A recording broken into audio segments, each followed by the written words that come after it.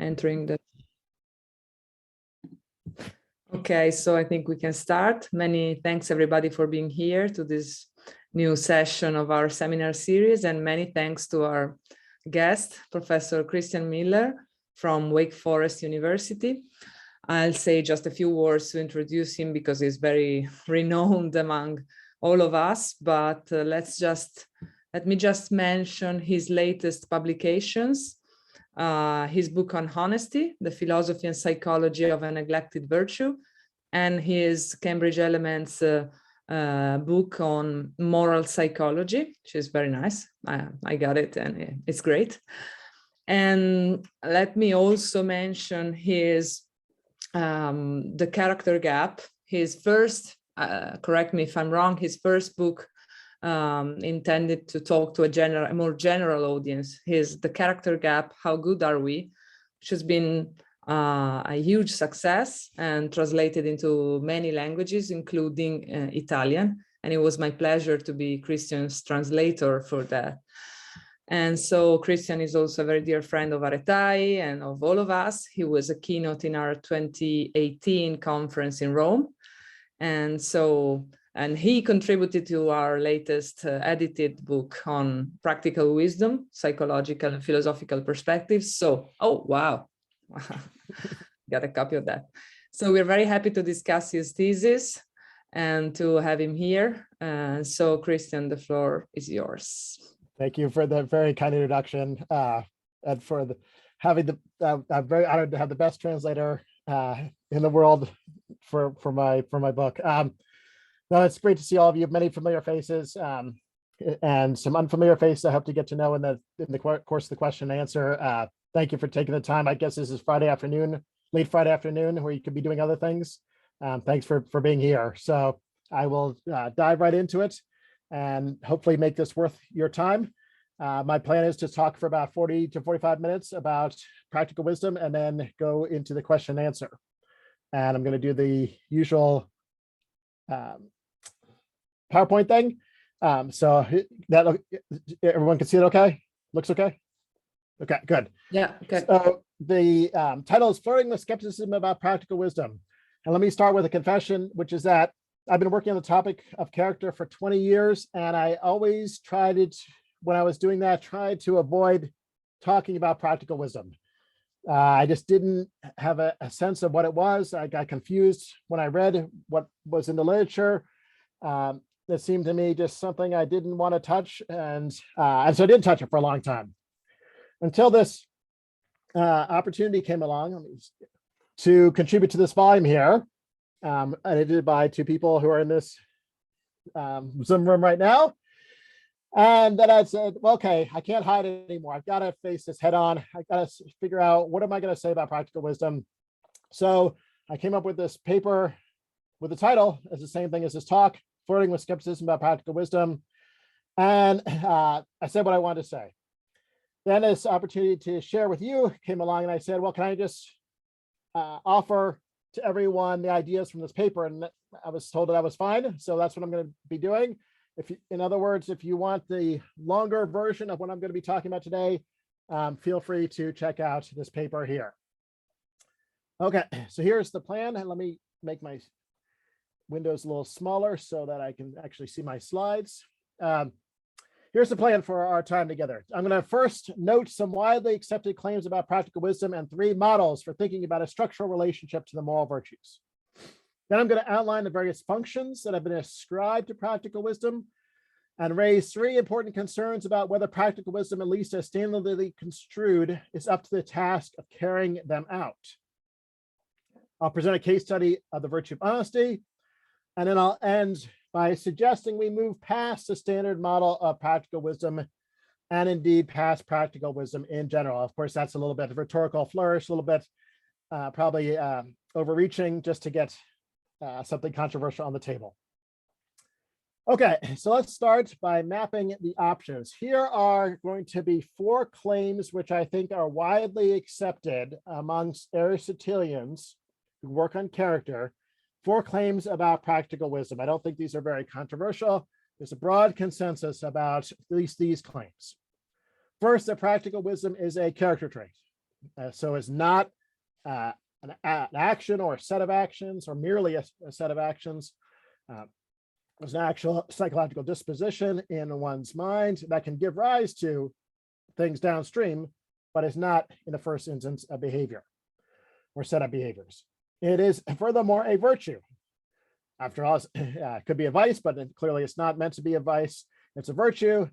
And here's the more important thing, it's intellectual virtue. So as opposed to a moral virtue, we're going to distinguish between moral and intellectual virtues and put practical wisdom in the intellectual camp. Here's a third claim. It's necessary for the possession of the moral virtues. Now, if it were a moral virtue itself, that would lead to some weird problems to say that it would be necessary for the moral virtues, and it itself is a moral virtue, but it's not, yet it plays a crucial role in the possession of the moral virtues. At the same time, it doesn't play all the role. So it's not sufficient for the possession of the moral virtues. Other things are needed too, but it is necessary for the possession of the moral virtues. So these are, I think, widely held views in the Aristotelian tradition about thinking about practical wisdom. And they naturally give rise to what I'm going to call the standard model of practical wisdom. Practical wisdom is a character trait which is distinct psychologically from the moral virtues, but which is necessary for them to count as virtues. So that's basically just boiling down those four claims into a model of the structural relationship between practical wisdom and the moral virtues. I think this is something Aristotle would have held. Dan Russell explicitly holds this in the most kind of substantive engagement with practical wisdom in the last 50 years, his book, Practical Intelligence and the Virtues. And Christian Christensen holds it as well, as do many other people who work on practical wisdom. They hold this standard model. It's not the only model, though. So I'm going to next introduce two alternatives, two rivals to it, and say how they're different from the standard model. And then we'll basically put them aside for most of the talk and come back to them at the very end of the talk. So according to what I'll call the Socratic model, it's not my name here, practical wisdom is not distinct psychologically from the moral virtues. Rather, when one is virtuous, what one really possesses is the single virtue of practical wisdom. And it has, amongst others, two advocates who are with us today. So a fully virtuous person does not possess an array of distinct traits in her psychology corresponding to honesty, compassion, courage, and all the rest. Rather, she just possesses one unified trait, practical wisdom, which manifests itself in all the relevant, all the different moral domains. So this is an alternative to the standard model. And a key thing here is that practical wisdom is not distinct from the moral virtues. It kind of subsumes them all in it. And then here's another alternative, a third alternative I'm going to consider as well. This is my name for this one, the fragmentation model. This one says practical wisdom is not distinct psychologically from the moral virtues. Rather, each moral virtue has its own distinctive capacities which serve the functions of practical wisdom for that virtue. Now, let me try and say that in clear language. The idea here is that for honesty, there's a practical wisdom component in honesty. And for compassion, there's a practical wisdom component in compassion. And so each virtue has its own component of practical wisdom just built into it. And that component is distinct from the component for the other moral virtues. So however many moral virtues there are going to be that many practical wisdom capacities, each of which is embedded in that particular virtue. So why do we put question marks? Well, I don't know of anyone who holds that view. So that's why I didn't put up any pictures or names, but maybe someone does. And there's someone in the waiting room as well. So I'll let you decide if you want to admit that person or not. All right. Hence, when we put these all together, we got a kind of spectrum of views.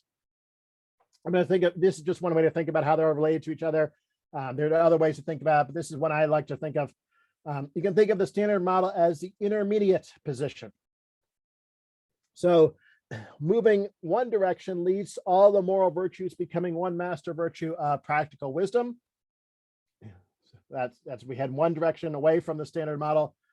If we head another direction away from the standard model, that leads to practical wisdom being embedded in each moral virtue without having its own separate existence. But what the standard model tries to do is thread the needle. It tries to say that practical wisdom has its own separate existence from the moral virtues.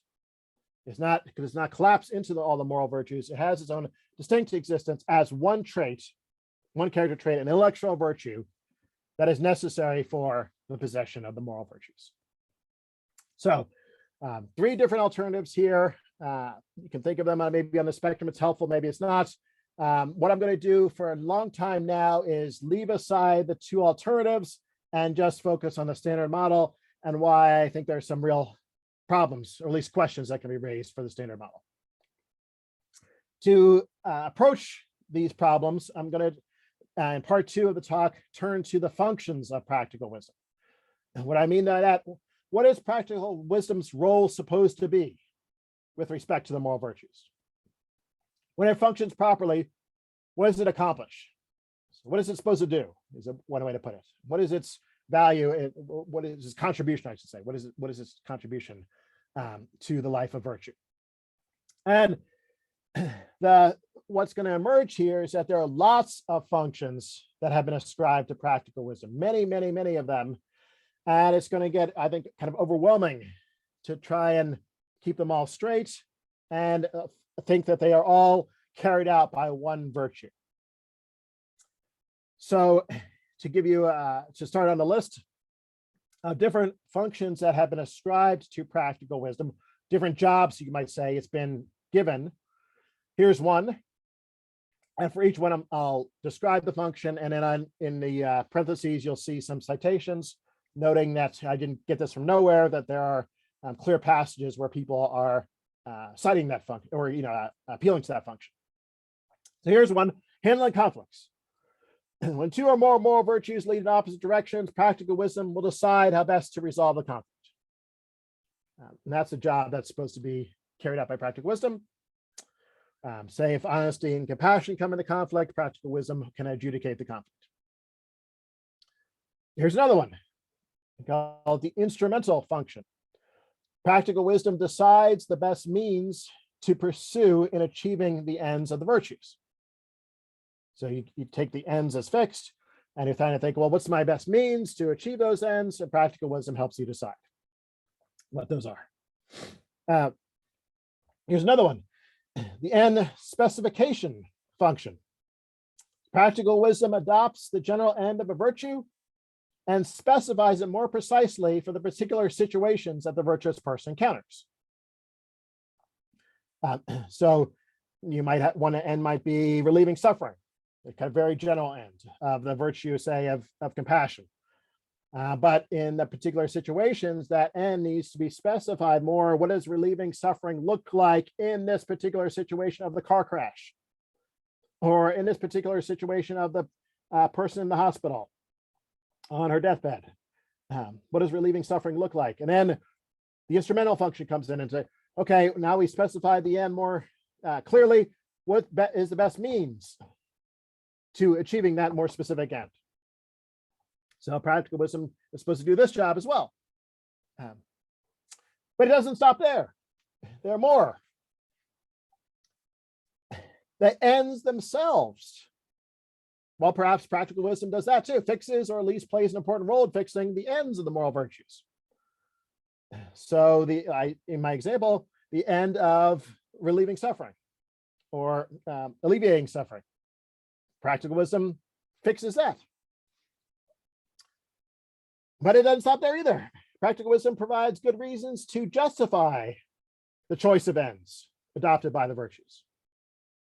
So why choose that end of alleviating suffering or relieving suffering? Well, practical wisdom can give good reasons for choosing that end. And then there's a knowing reasons function and a motivating reasons function. And you can see at this point, I'm not going to be so worried about getting into the details of each one of these or trying to, you don't have to worry about kind of keeping track of them and remembering them all. The point of this is just look how many there are and how they're different. And yet they seem to be playing a role in the literature on practical wisdom. So knowing reasons, practical wisdom ensures that a virtuous person is aware of the objective normative reasons which bear on a given action. Motivating reasons, practical wisdom ensures that a virtuous person's motivating reasons correspond to the objective normative reasons which bear on a given action. So this is both a claim about objective normative reasons and one about motivating reasons. And again, we could unpack these and hash them out and clarify them and so forth, but that's not really what I'm focusing on at the moment. To make sure that this isn't just me cherry picking random passages from different authors, I'm going to now give you two specific illustrations of how many functions are assigned to practical wisdom. The first one is from Dan Russell. Again, I think this is the most important contribution to practical wisdom in the last 50 years, and at least in analytic philosophy, his book, Practical Intelligence and the Virtues. And we get lots of functions. The end-setting function. All these quotes are going to be from him directly. Phronesis, unlike cleverness, grasps the very nature and content of virtuous ends. Phronesis is a kind of thought about what virtuous action amounts to in particular circumstances. So end specification. Instrumental. The conception of practical intelligence I develop is an Aristotelian one on which it is an excellence of deliberating, not merely about the means to virtuous ends, but about other things too. So in other words, it includes the means as well as other things.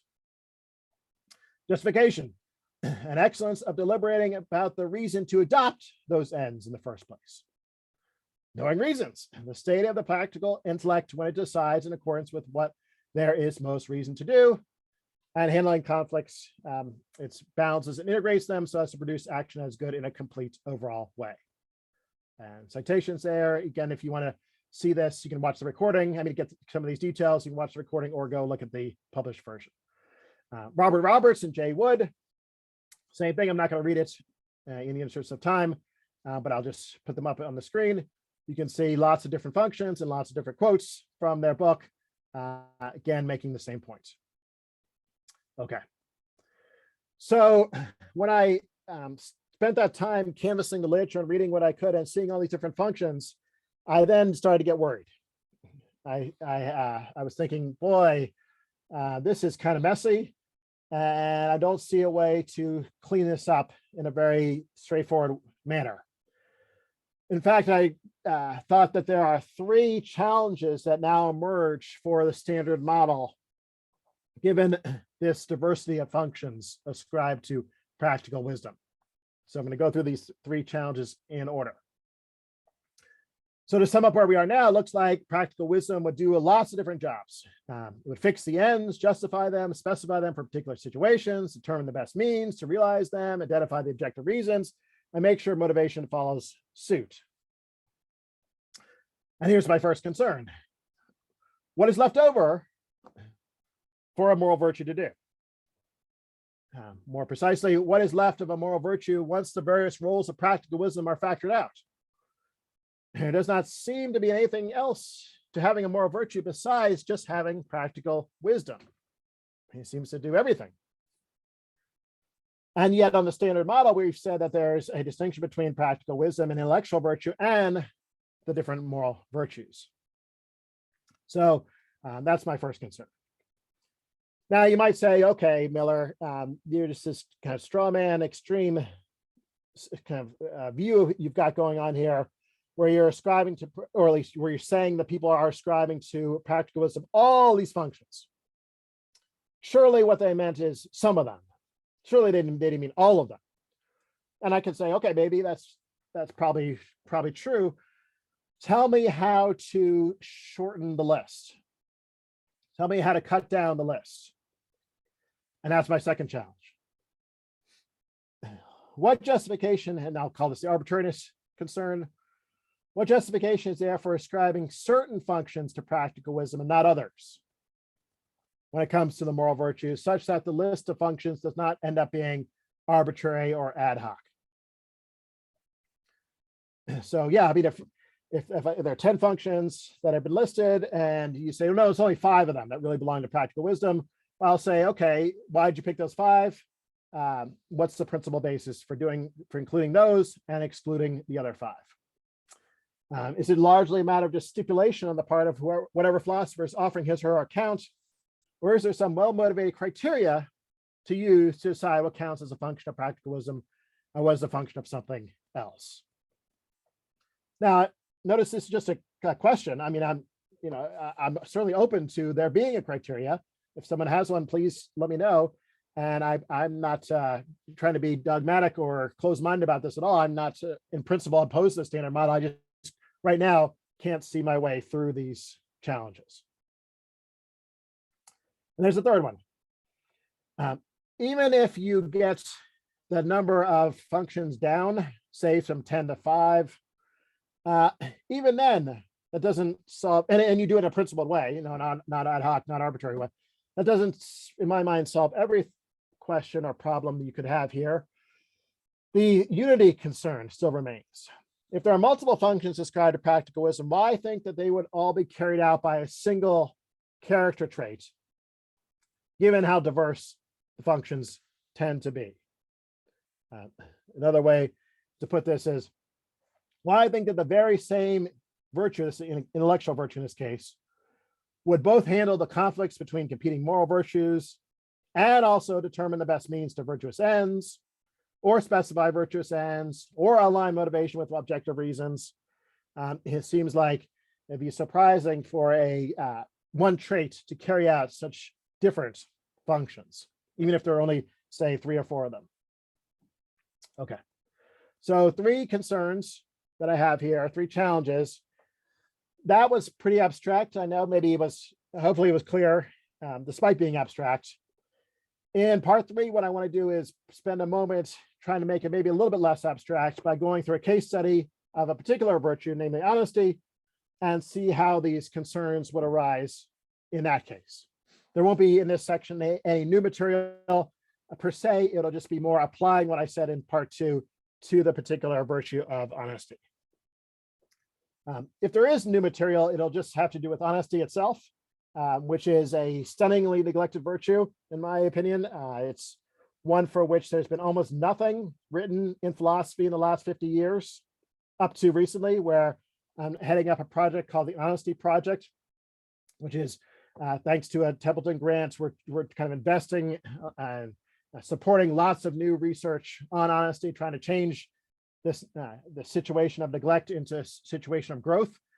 What I'll say now is has to do with one of the outputs of our project, namely this book on honesty, the philosophy and psychology of neglect of virtue. I'll give you a couple ideas from that, but again, this is all in the service of trying to illustrate the challenges to the standard model and not to make this into a talk about honesty.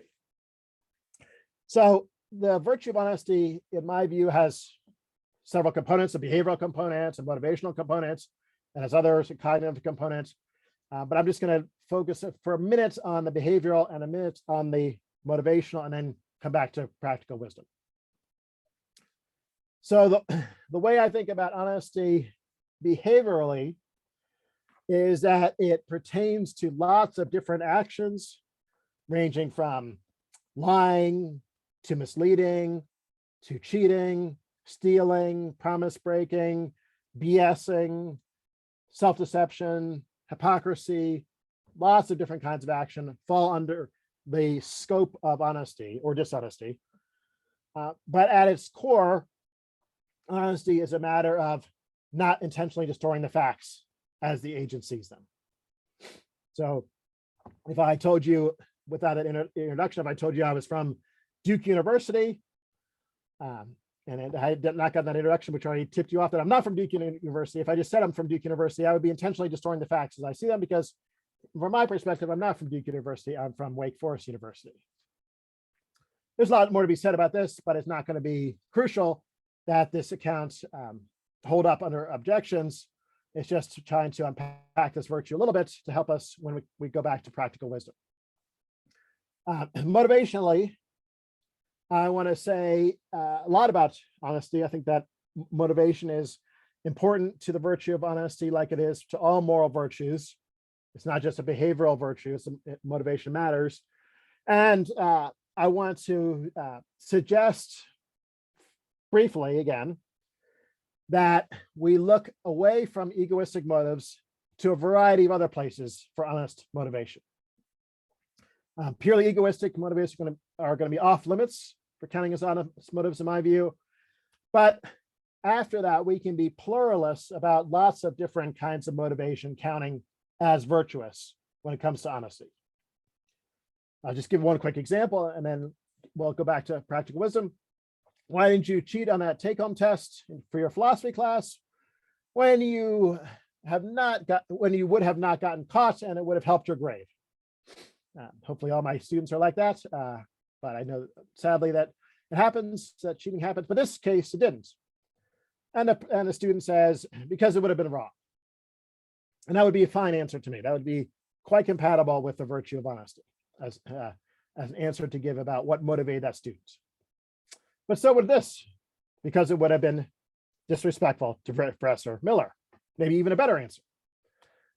Because it would have taken advantage of Professor Miller, because Professor Miller trusts me, because it would have been dishonest. These are different answers the student could have given. They're not equivalent to each other. They're I think, clearly distinct. And I think they're all fine. They're all compatible with virtuous motivation for honesty. So a little bit richer picture would build in good or motivating reasons of one or more kinds. And then however many there are, there's going to be different kinds of virtuous motivating reasons for honesty to not intentionally distort the facts as the agent sees them. Okay. So again, my focus is not going to be on the details of that. If I could talk about all that stuff some other time, it's now going to be to use honesty to help clarify the challenges to the standard model. So with a little bit about honesty on the table, it looks like there are a number of jobs that need to be carried out by something. Something has to do certain jobs, one of which is resolving conflicts between honesty and other virtues. I think a clear case when that would arise is the Nazi at the door examples. So the Nazi, you're protecting the Jews in the basement. Nazis knock at the door. You're wondering whether to tell the truth or not. You decide to lie. That's a violation of the virtue of honesty, but perhaps is in conformity to the virtue of compassion, or maybe another virtue. Looks like you have a conflict here between the virtue, let's say, of compassion towards the Jewish family and honesty towards the Nazi at the door. And this conflict is between two virtues. How does it get resolved? Well, almost everyone says it should be resolved in favor of compassion and lying in favor of lying to the Nazi. And so something needs to carry out this job of resolving conflicts. Like this one, which is fairly easy to resolve, perhaps, but not always. Other cases are not always so easy to resolve when honesty conflicts with other virtues. Here's another job that needs to be carried out. Setting ends or ultimate goals, which can bear on the honest person's acting honestly. Since I'm a pluralist here, there could be a variety of such goals or ends, including being an honest person, not lying to other people, not violating the trust of others, not damaging relationships with friends, and not hurting those I love. So those ends need to be set in place by something. That's not it. Those general goals need to be connected to specific goals when in the relevant situations. So to make this a little bit more concrete and less abstract, suppose the goal is to be honest. So the honest person will realize that cheating on our federal income taxes in 2022 would be dishonest and connect that realization with her goal of being an honest person. So we're here at this point, we're assuming that the goal has been set already or established of being an honest person. And then she can form the more specific goal of not cheating on her taxes in 2022. We're taking the general goal and making it more specific to this particular situation of cheating or not cheating on taxes. Okay, so that needs to be carried out. That job needs to be done. How are we going to figure out what the means are to achieving the more specific goal? So the more specific goal, the example again was not cheating on her taxes in 2022. How is she going to carry out that goal, or achieve that goal, I should say? What are the means to achieving that goal? One means would be to make sure to actively report her donations to charity. That would be a nice way to achieve that goal. Another means would be to not complete her taxes at all. That would be a means to not cheat. Maybe an unusual means, but still it would be a means to achieve that goal of not cheating by just not paying taxes at all. So there's two examples of means. There are other means as well. Those have to be identified. And then that means and goals have to be calibrated to the objective more reasons. So it has to be figured out, discern that reporting the donations is a good means of achieving the person's end of not cheating on her taxes in 2022. Not completing her taxes at all is a bad means. The honest person would be able to discern this, to figure out which is the good means and which is the bad means, objectively speaking, track the truth here. And of course, be motivated accordingly. So the motivating reasons would line up with the good reasons. So that needs to be factored in too. And now we come to the end of this section with the question, what is it in the honest person psychology that carries out all these jobs, that does all this work? And I just don't, at this point, feel any pull towards thinking it would be a single character trait. Yet on the standard model, this would be the intellectual virtue of practical wisdom. So practical wisdom, at least as I've understood it in the first section and the second section, using the standard model and all those functions, would be doing their job of, would be carrying out all those jobs in the honest person psychology. And I just don't feel the pull at this point to thinking that there's one character trait which does all these jobs, or even a significant number of them. Okay, we get the concerns all over again. I'm going to, in the interest of time, maybe not read them, but with respect to honesty here, we get the subsumption concern, we get the arbitrariness concern, and we get the unity concern. Now, all over again, with respect to practical wisdom and the virtue of honesty.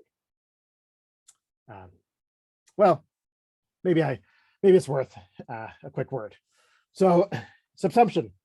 If this distinct character trait is supposed to take on all the jobs with respect to the virtue of honesty that were outlined above, what is honesty supposed to do? What's left over? And this trait would just be the virtue of honesty. Arbitrariness, we kind of cut down the list. On what basis would we assign functions to different character traits, short of mapping each function individually onto its own traits? And unity, if there are multiple functions ascribed to the distinct character trait of practical wisdom, how can one such trait be equipped to carry them all out, given how diverse the functions tend to be? So this is nothing new. This is the same concerns, just reiterated again in this specific case study. Okay. Almost at the end. I think I have a fair amount of time. So in the final part of this talk, what I want to do is kind of look past the standard model. Look to the two alternative models that I also sketched in part one, and then float the possibility of maybe not having a model at all. Or maybe that's not right word, just questioning whether we need to think that practical wisdom is a trait that exists in the first place. Okay. So at this point, maybe I've succeeded in raising some questions, at least about the standard model. Maybe you're like me, wanting to think, well, what else is out there? Is there anything better? That could be a superior alternative. Well, we've already said that there are two alternatives out there, the Socratic model and the fragmentation model. So let's look at them. What about the Socratic model? Just to remind you again what that is. Practical wisdom, this is just the same characterization as before, is not distinct psychologically from the moral virtues. Rather, when one is virtuous, what one really possesses is the single virtue of practical wisdom. So it's like a master virtue, kind of agglomeration, or a big virtue that is not in any way distinct from the moral virtues. They are embedded in it. Okay. This, I think, does better than the standard model. So people who are here will like this. Some people who are here will like this, since we have advocates of the Socratic model in this room. It avoids the subsumption concern, because it doesn't even claim that practical wisdom is distinct from the moral virtues in the first place. And avoids arbitrariness, because it doesn't try to say that these functions are not these other functions. It takes on board all the functions that have been outlined already. It doesn't try to divide them up and say, yes, these, no, these. It takes them all on board. But sorry to my friends in the room, I'm still not quite okay with going to this model, but I do think it's better. Maybe this is the one I'll, if you really twist my arm, I would go with. It still seems to me to fall prey to the unity concern. I'm still having just a hard time believing that one intellectual virtue would be responsible for such incredibly diverse tasks as, and then the list. So when we're doing our categorization and we're doing our inventory of the mind of a virtuous person, to think that there's one virtue in that person's mind, that it's an intellectual virtue that carries out all these jobs, ranging from handling conflicts, instrumental, and specification and setting, justification, knowing reasons, motivating reasons, and others. That's not exhaustive, by the way. I should have said that earlier. There are other ones that are mentioned too. I just, yeah, I get nervous about that. Okay. What about fragmentation? So just remind us of what that model is again. We're saying at this point, there is no one virtue of practical wisdom that's distinct from all the moral virtues. Rather, each moral virtue has its own distinctive capacities, which serve the functions of practical wisdom for that virtue. So honesty has its honesty, practical wisdom embedded in it. And that's honesty is a distinct virtue from compassion, which has its compassion, practical wisdom embedded in it. That's a distinct virtue from the next one, the next one, the next one. So if there are 24 virtues, there are going to be 24 distinct practical wisdom components, one for each of them. Now, this might seem to do the best of all. It might seem like this avoids all three concerns.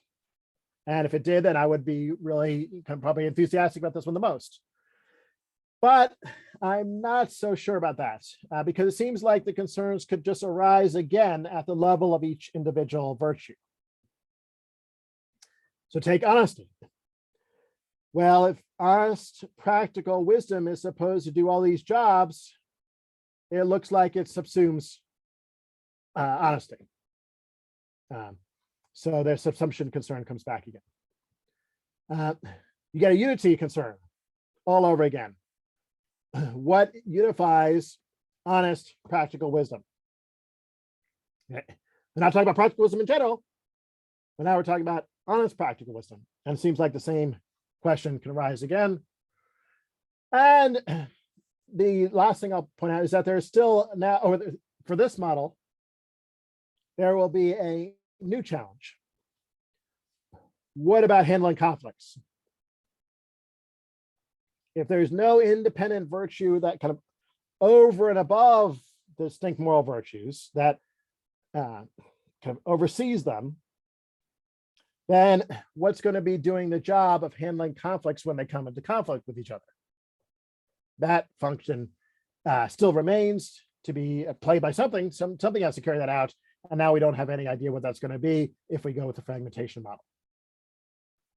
Okay. So the last thing I'll float for today, and I think I'll end pretty much on time, is maybe what we should consider is just a different approach altogether. Maybe we should consider what I'll call a limitivism. Now, don't get caught up in the name. If you don't like this name, or it has connotations in philosophy of mind which don't fit here, please just use a different name. It is meant to be a metaphysical view. And so when I titled this Skepticism, probably was not the best title. The title of the talk and the paper of Skepticism has epistemological connotations. But I do think this is, I'm having a psychological and metaphysical discussion here. And here's what the idea is. Let's just reject the appeal to one intellectual virtue of practical wisdom, which is supposed to carry out some or all the functions associated with practical wisdom. So instead, for each function, we should appeal to a distinct trait that corresponds to that function. So this is really, as you can see, meant to have the standard model as the juxtaposition here. But it would also be clearly juxtaposed to the Socratic view as well. So on this view, we should jettison practical wisdom altogether and replace it with just a bunch of different capacities. A set of general capacities for carrying out the handling conflicts function, a distinct set of capacities for handling out the instrumental function, a distinct set of capacities, each of these distinct sets of capacities on their own. You could have some and not others. They're not embedded in each virtue. So this is not fragmentation. And finally, if you want to call all this practical wisdom just for practical purposes, that's fine. But there is no one intellectual virtue here that I'm committed to. So this is just a purely pragmatic point at the end.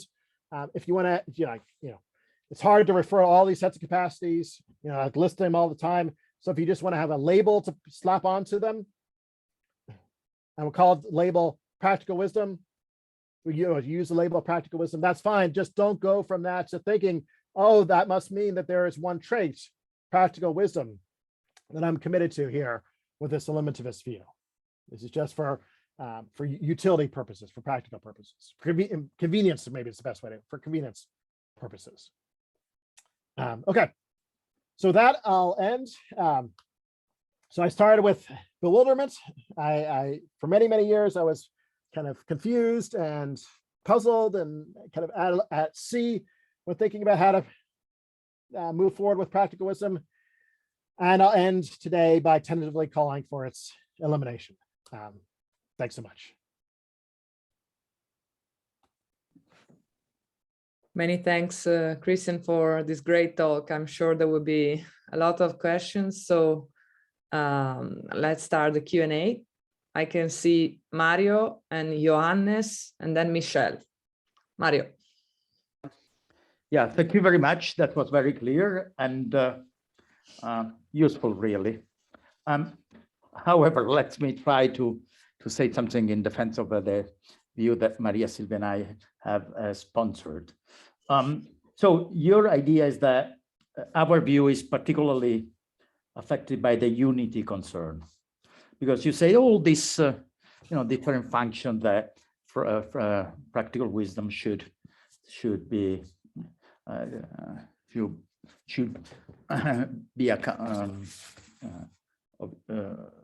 given to or whatever. Yeah, of course, I think one choose some of them, as you said. Perhaps 2 or 3 are more fundamental than others. Some are perhaps inconsistent with each other. But the fact that there is no trait that unifies all these functions. Think about intellectual wisdom. So reason does a lot of different functions. Still, we don't give up reason. So why not intellectual reason? Why not practical wisdom? So why shouldn't be done of some of the things you have said. But besides that, the more important point for Maria Silvia and I is that if you take phronesis on one side and the virtues on the other, there is too much. I think you agree with that. So you agree that you have to choose. It's ontologically redundant to have all these things. So you go for, let's have the virtues, and we go for, no, let's have the practical wisdom. If you do that, it seems to me that, so handling conflict is really what we care the most.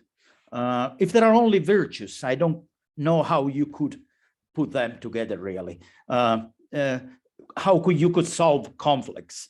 I think you need some, let's call it meta virtue or whatever, a special capacity that, assess the conflicts. Also because when you have to decide how to act, we have these very clear-cut cases, should I steal or should I not? But normally when we act, there is a lot of possible actions connected with different virtues. That's the reality. And so constantly we have to assess different possible virtues because we have different options in front of us. And so our idea is you have one capacity that goes in this or that direction. And so we are eliminativist in some sense, but about virtues for this reason. Oh, that was just an attempt to respond to it. Great. So let me say, a couple of things. One, I'm not wedded to the eliminativism. If I just succeed in getting it on the table as a contender, I would be fine with that. And I just succeed in raising these challenges for the standard model and getting people to pay attention to them more who like the standard model, I would be happy with that. I'm not opposed to coming over to your Socratic model. On the 2 points you made, the first one was about, well, we're comfortable using other things like reason, talk of reason. I'm comfortable talking about reason too, but I think it would actually fit my eliminativist picture as well. I would just say that reason, the term, is being used as a convenient shorthand to refer to a whole bunch of different sets of capacities. But there's no one thing called reason. Now we're just reifying into a thing psychologically such that if you have reason, you have to have all these different functions cumulatively or aggregatively. I'm going to say, no, this actually fits nicely. Reason is just a convenient shorthand for a variety of different capacities, some of which you might have, some of which you might not, to different degrees and extents and so forth. So I actually welcome that example. On the business about assessing conflicts between virtues, and I go with virtues and you go with practical wisdom. So I don't see it as either or in this sense, or let me put it a different way. I don't see it as I'm just going with virtues. I'm going with virtues plus a whole bunch of sets of capacities. Let me go back to share for one more second. This is easier, I think, to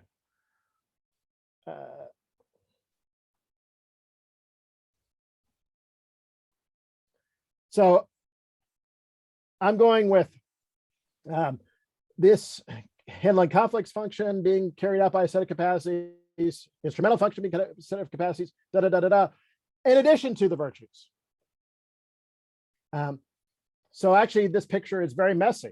Yours is parsimonious and neat and clean. You just have one big trait. My picture is super messy. And I acknowledge that, and I don't see a way around it. I think it's just it reflects the reality of the situation of our psychology. But as a result, I do have virtues and I have all these sets of capacities. And therefore, one of the sets of capacities is the handling conflicts function. So that will be actually carried out. That's in the picture too. Okay, I'll stop for the moment. Okay, now there's Johannes. Thank you very much. I really enjoyed that talk, and I found it also very convincing. I wonder, though, what you think about the following possibly non-standard version of the standard model. a sort of austere version of the standard model. Suppose we say, so here's an observation. You mentioned a whole bunch of functions, but they don't all seem to be on a par. So basically, as Mario said, the thing that really matters is being able to resolve conflicts. So whether on a particular occasion, a certain action would be an exercise of honesty, or whether it would be a justifiable exercise of honesty, or whether it would be too tactless, say, to be justifiable. And that, I take it, is a real basis in our ordinary moral experience and our common sense moral thinking. We need a function for that, basically. This is something I encounter all the time. And it seems entirely natural to invoke something different from either, in some sense at least, different from either honesty or tact, a sense of tact, in order to, a sort of judgment, as we might say. And so the austere version of the standard model I have in mind just says, well, that is practical wisdom. Then there is a question whether reflection on the nature of practical wisdom might reveal that certain other capacities are essentially involved with it, sort of a kind of connective analysis, as it were. If there is more packed into that. So, for example, Hursthouse, I think, suggests that this comes with a sense of what's really important, or recognition of importance in a particular circumstance. So, as it were, tact is more important than honesty on a particular. So there may be more to it than just the resolution of conflict. But if there is more to it, it has to earn its right by being seen to be, as it were, implicit in that function. And so, I mean, perhaps in a way, that picture wouldn't be so different from your eliminativist picture, because it might end up with basically calling practical wisdom one of what you call 14 different functions. But it seems to me there is something to be said for that slightly less sort of abrupt response to the standard model. Yeah, great. Very, very nicely formulated. And to tell you the truth, I didn't think of that possibility when I wrote this paper. So that would be another possibility I wish I had considered. So I appreciate that. You're right so let me go with the easy answer, and then I'll give a more robust answer. You're right in a sense. This could just be understood as a version of my eliminativist model, because on that slide I just showed, we had that list of the different sets of capacities, and you could just say practical wisdom, I'm going to assign that to the first set of capacities, which was the handling conflicts function. And then we're gonna have all these other sets of capacities, and that's not going to fall under the heading of practical wisdom. So if you wanted to do that, I wouldn't have a problem necessarily with that. I think I would be, and if you wanted to call this an austere version of the standard model, then I think maybe it's just semantic at this point. It's just terminological, what labels we're going to use for our views. Now, the more substantive response is, that's really austere. I mean, any advocate of the standard model that I know of would not be comfortable with that austerity.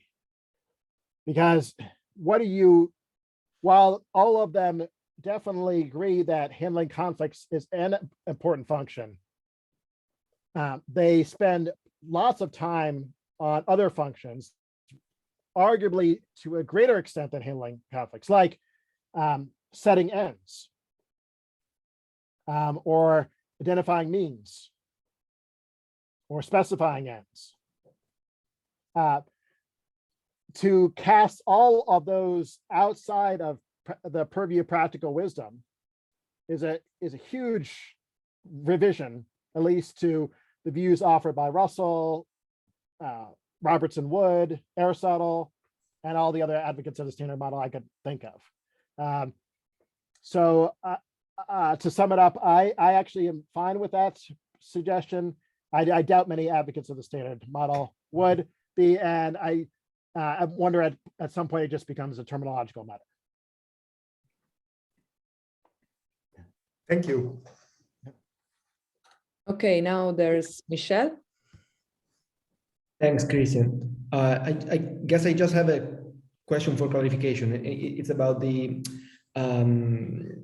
how you end up working with all the different sets of capacities that fulfill each function that you mentioned in the talk. So the kind of question I was wondering whether there's whether all these different functions are functions rather than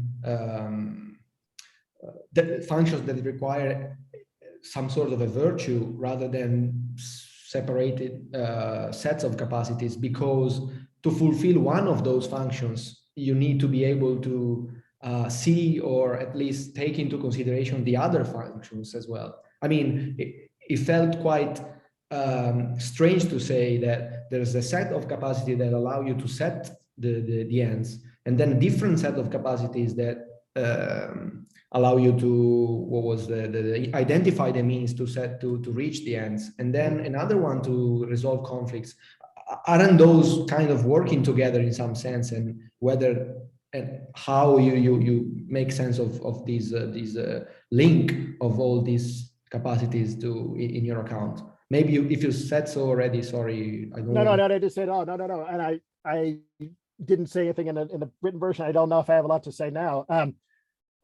You're right that in the virtuous person, those capacities would work together well, and you would need all of them to exist and be working together well to be a virtuous person writ large. It seems to me, though, that I can imagine cases in which some of them, not in a virtuous person, but some of them would work well and others would not. So that hence that they're distinct.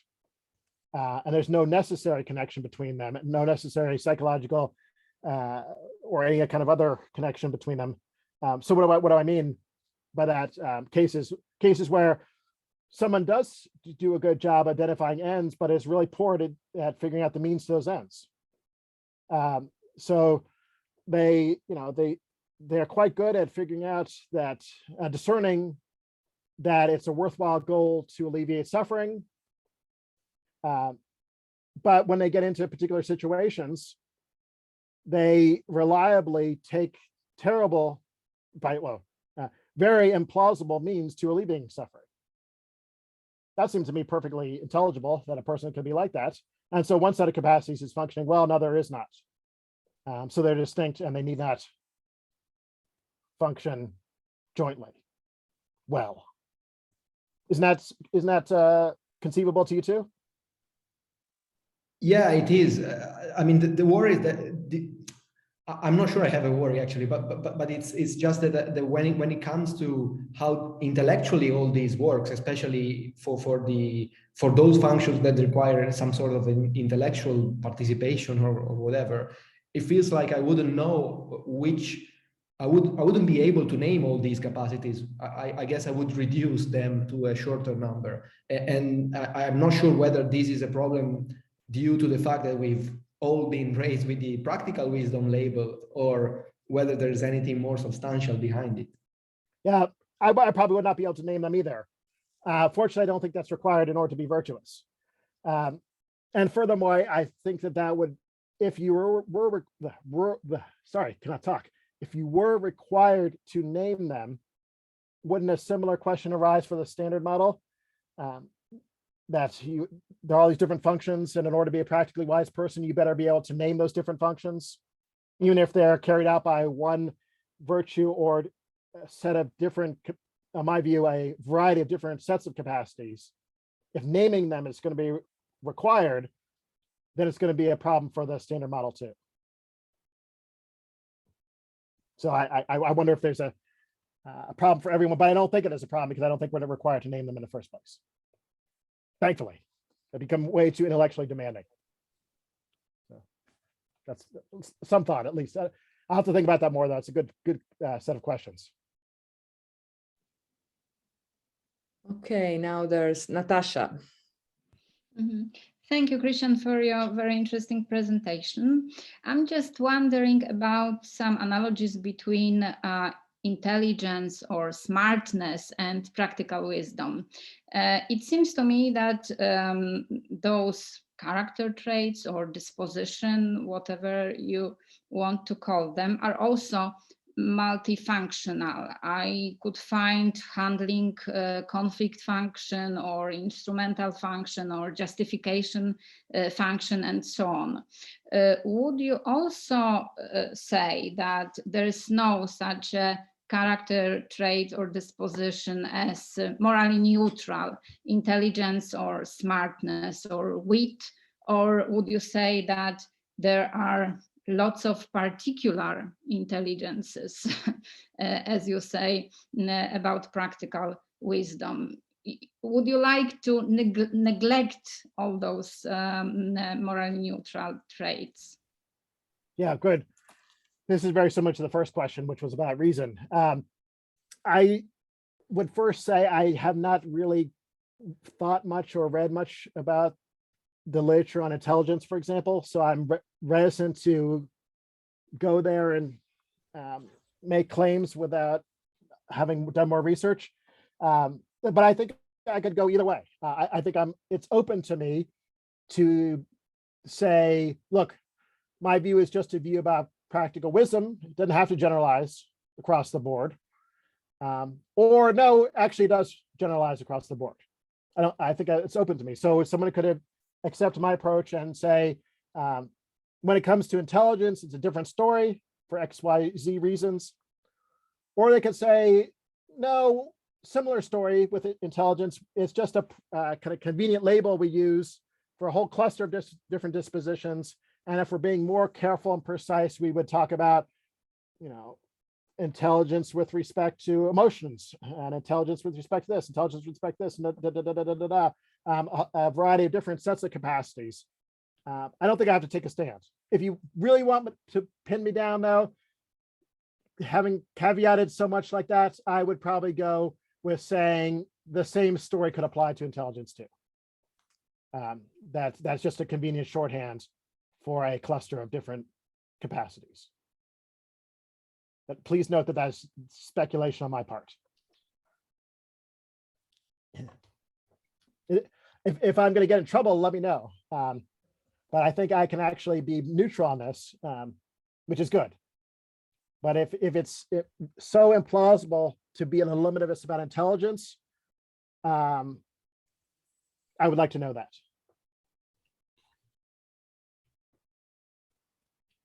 Yeah, and now there's Arthur. Hi, Christian. I will go the same way that Natasha went. Big surprise. But I'm going to make an argument. So 1 minute argument, negative and positive part. The negative part would be the same argument I could make against the claim that there's something like strength, because it has so many functions, yeah, like running, lifting weight, stomping, using hammer and writing a pen, and whatever. I use muscles, which give me strength. There's one quality, many functions, and that's a negative part. The positive part is I can give you like strength. We can still find something behind strength, which is one and unique, but muscles give us like energy. And the same I could say about intelligence, practical intelligence in this context, understanding.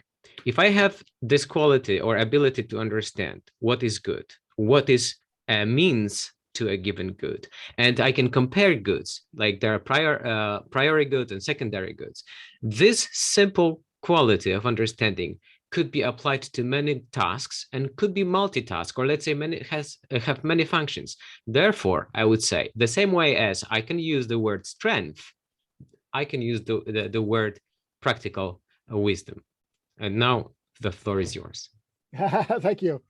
I wonder if you know each other. Your questions are very similar. I suspect you do know each other.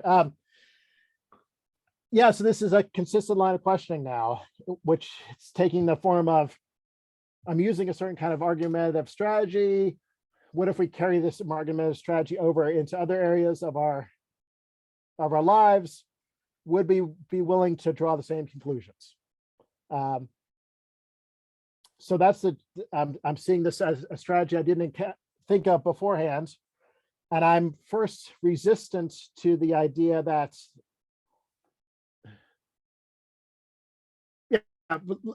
I just don't know what to say about these other areas. That's, I guess, what I want to first make my first point is going to be, I don't know what to say about these other areas because I don't know enough about what's going on in these other areas like intelligence or strength.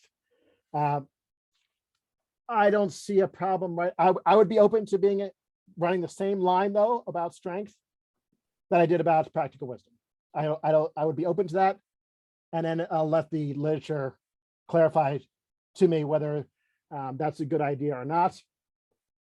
It certainly seems to me right off the bat that there can be a variety of different functions associated with strength.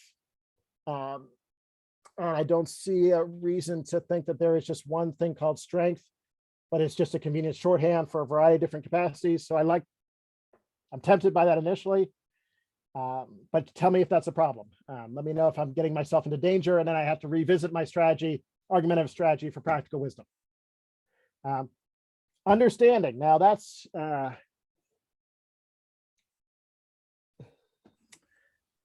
yeah, I'm initially wondering, well, are we just changing the label for the same thing? It seems to me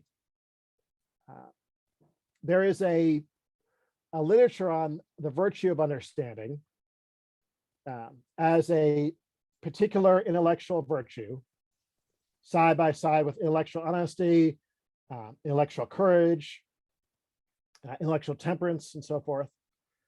But the way you were describing understanding made it sound like this is just another word for practical wisdom. If I can interrupt, I meant understanding. The subject of the understanding makes the difference here, because the subject is the good and the means to the good, which is also good, but not theological. So it's a practical understanding, I would say. Okay, so different than the intellectual virtue that's been the focus of a lot of work recently. Yeah, so it's a practical understanding focused on the good. That to me just sounds like practical wisdom all over again. Now it looks like we're just changing the term for the same thing that we've been talking about for the last hour and a half. And let me help you out a little bit. Maybe what you want to do is by doing so, we can identify certain central functions. Like these are the key functions. By focusing on understanding, practical understanding, that'll help us kind of give a principled delineation. These are the key functions, these are not, and therefore I can respond to the arbitrariness worry by privileging these particular functions. That it responds to subsumption worry because we're not subsuming all of virtue into practical understanding. And maybe there would be some unity to it as well because we're going to unify it around the good. So I'm not, this is all helping you now, not helping me. Then I think that might be promising. That might be a promising way for the standard model to move ahead. And at that point, I just want to see the details. I'm not going to close the door on that. I want to see the details of what exactly the different functions are that understanding carries out, and go from there. And in such a way that this is not going to collapse back into practical wisdom again. And we're actually making progress. This is a new way of thinking about it that will let us not arbitrarily privilege certain functions and fits with the standard model. Then I'm open to that, and I want to see the details. I'm not going to close the door on that. So I think that's a helpful possibility to investigate. So thank you.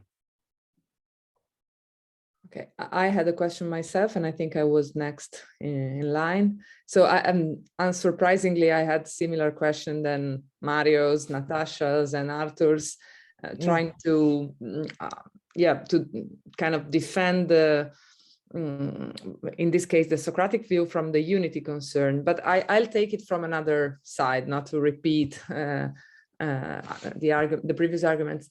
So let's take the eliminativist direction seriously. And then my worry is, don't you risk like raising some kind of like proliferation of unexplained functions concern?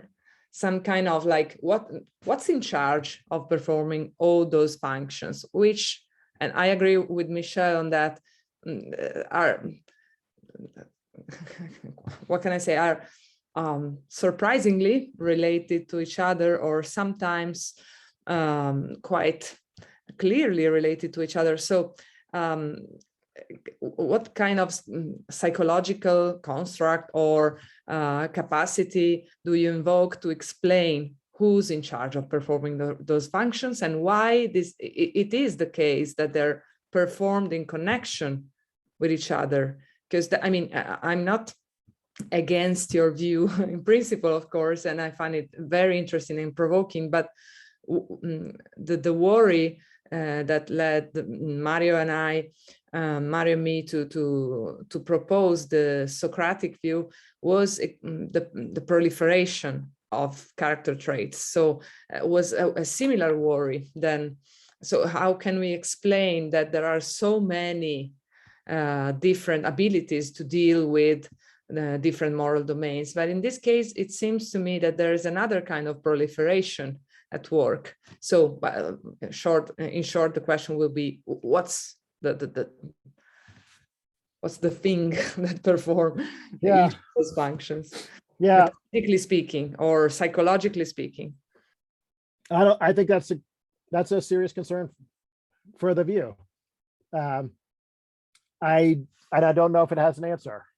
So like I said, I'm quite satisfied just to get these views on the table.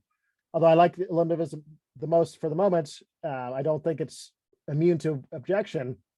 And that's probably one of the most serious objections to it. So I don't know if I have a worked out answer in reply.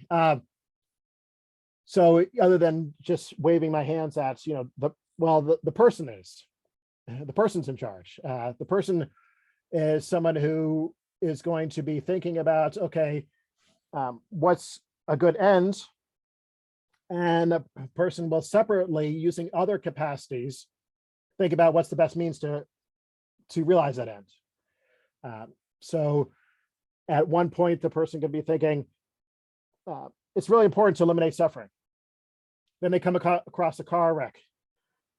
They see someone bleeding and needs to be taken to the hospital. Okay, well, they use parts of their thinking capacities to identify different options of eliminating this person's suffering. Should I call on the phone? Should I take this person in my car? Should I flag down another car and put this person in another person's car? And so they're using that part of their reasoning capacities to identify the best means. They come to a good conclusion. The best thing for me to do is call 911 and have the ambulance come and take the person to the hospital. And so they carry out that particular means to achieving their end of relieving suffering or alleviating suffering. Now that's a perfectly ordinary story I just told. Does it shed any light on your question? Not really. No, I mean, I can see the point. One could say, but person is just a label that you use to cover a set of functions. I mean, one could use your objection against practical wisdom against your reply, maybe. It's just a reaction. Yep. Although it seems like persons are different. I mean, it seems like I'm a different thing than just these different set of capacities. I can use these capacities well or poorly. I can evaluate these. I can stand back to these capacities and evaluate them. I can try to cultivate them better. And in all those cases, there sounds like there's something distinct from them, namely me, which is able to do those tasks. Now, yeah, but this might take us into the realm of personal identity and eliminativism about the person and so forth, which would be far afield. And I do take the point, though, that I don't want to be an eliminativist about me, about the person. And if the same kind of line of reasoning would push in that direction, that would be a problem. I will acknowledge that. Yep. Yeah. Thank you. Thank you. It's very, very interesting. So there's now Georgia. Yeah. Hi. So in the first place, I'd like to thank you for your presentation. My name is Georgia, and I'm a PhD student at the European University of Rome in organizational psychology. So I think I've got a slightly different question for you. I was wondering about the honesty construct, and I was wondering how honesty can be fostered in the workplace. So how honesty can be promoted if there's a training, or how a training could be devised otherwise. Yeah, great. So there's two questions here. One is, how can honesty be cultivated in general, and then specifically, how can it be cultivated in the workplace? In the book that was up on the slide, the final chapter has some suggestions about how to cultivate honesty individually, like in my own life, what I might do, practically speaking. I've never said anything in print about how to cultivate in the workplace or in the business environment. And I don't pretend to have enough knowledge to be able to offer suggestions. To do that, I think you'd have to go to the organizational psychology literature, which you know better than I do. However, I have a recommendation if you want to email me. A note of a philosopher who has written a paper on the topic, not specifically of honesty, but of virtue and organizations, and how to cultivate virtues within the context of organizations, how to design organizations to make them better suited to cultivate virtues, and a lot of what this person says would carry over to the virtue of honesty. Having said that, let me not dodge the question completely, but do feel free to email me, and I'll put in the chat, I'll put my email address right now. Sure, thank you. There it is. So just a couple quick points about how to cultivate honesty in general. So I focus on two aspects of our psychology that I think are revealed by the empirical literature on cheating and lying. One aspect of our psychology is a desire to cheat if we think we can get away with it and not get caught, and it would be to our advantage. And the other is a belief that cheating is normally wrong. And so what I suggest is that we should take practical measures to try and strengthen the psychological efficacy of the belief that cheating is wrong, make that more effective, and take measures to weaken the strength of the desire to cheat if we think we can get away with it and it's beneficial. When it comes to strengthening the belief, the efficacy of the belief that cheating is wrong, I'll just, someone said something. Okay, I focus on two things, and I'll just give you general points here. We'll get into the details. I focus on role models, and I focus on moral reminders. Some role models of honesty being put in place as the basis for admiration and emulation, inspiration, and then moral reminders as things like honor codes and other strategies to get one to pay attention psychologically to the wrongness of cheating. And as far as weakening the desire to cheat, one thing I discussed a little bit is punishment for cheating. And then another thing I discussed a little bit is fostering other virtues like love and compassion as working against a desire to cheat other people. So the extent to which you love another person, it's very hard to also cheat that other person. But obviously, I'm just, in the interest of time, trying to give you some quick points, and then feel free to email me. I can send you that chapter by attachment, or I can point you to this scholar who's doing work on this. Okay, sure. Thank you. Thank you. Okay, I think we have a final question from Michele. Yes, thank you, Maria Silvia, and thank you, Christian, for your presentation, which was very clear. And unfortunately, I totally disagree with the eliminativist attack. And I just want to make a very simple-minded question that is presenting a sort of double example on the issue of honesty. on the one hand, we can conceive of someone who is honest. It does have the virtue of honesty, but he is unable to do all the acts that honesty would require because of difficulties in the act. For example, the tax declaration. Tax declaration is a complicated thing. He may simply go wrong. He doesn't want to be dishonest, but he doesn't get it right because he doesn't have the necessary intelligence.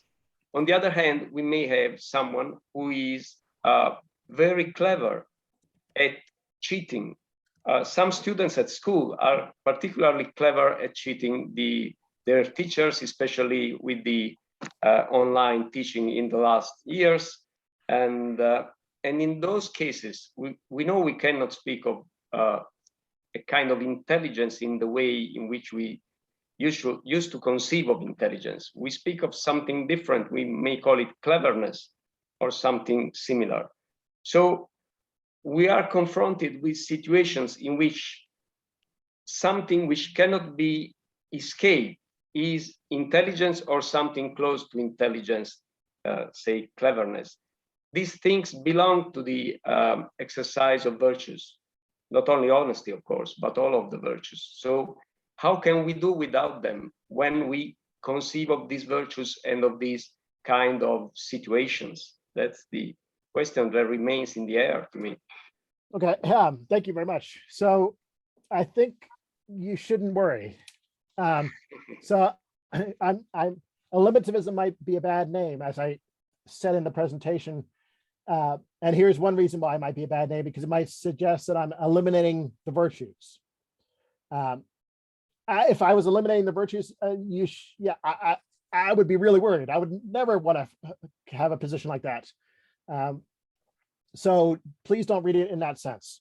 It's eliminativism about the existence of practical wisdom as a distinct intellectual virtue. That's it. I just am denying, according to that view, I'm denying that there is such a thing as this one virtue, practical wisdom, that is distinct from the moral virtues and plays all these different functions. Now, I'm quite happy to say, though, that cleverness is a character trait, whether we want to call it a virtue or not. We could argue about that. It exists distinct from honesty. And someone could be clever without being honest, and someone could be honest without being clever. I'm also happy to say that someone could have honesty, but not be very, have the virtue of honesty, but not be great about means to carry out that honest behavior.